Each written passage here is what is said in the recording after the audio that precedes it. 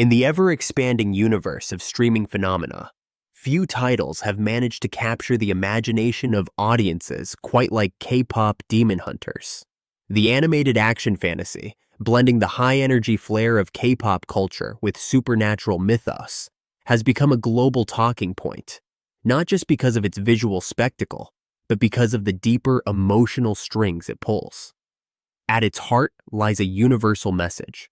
We all carry inner demons, and confronting them is as thrilling and terrifying as any battle against monsters on screen.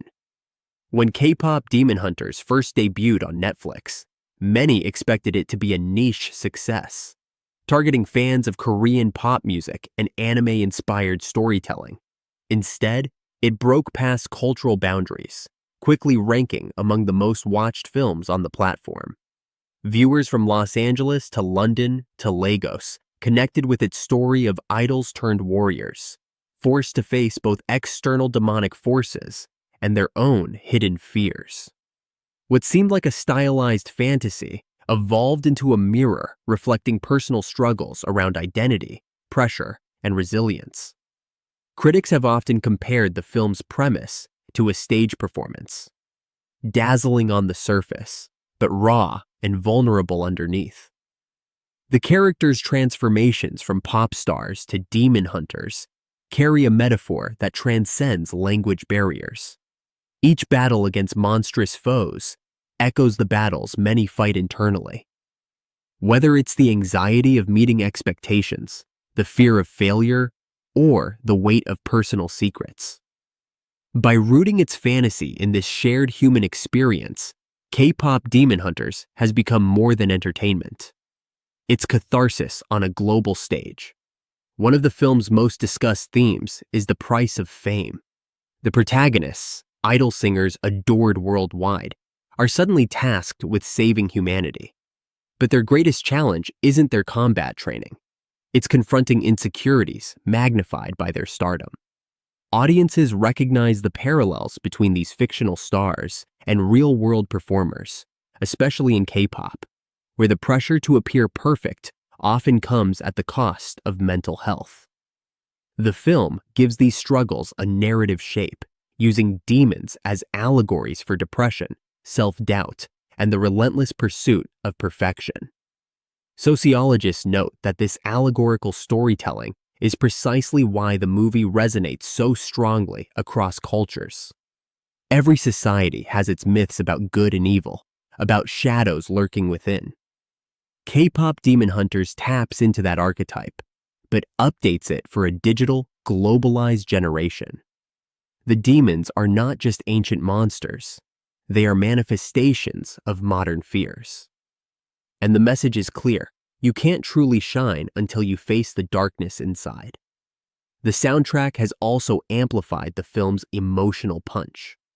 Chart-topping singles like Golden and Shadowfire fuse infectious K-pop beats with haunting lyrics about overcoming fear.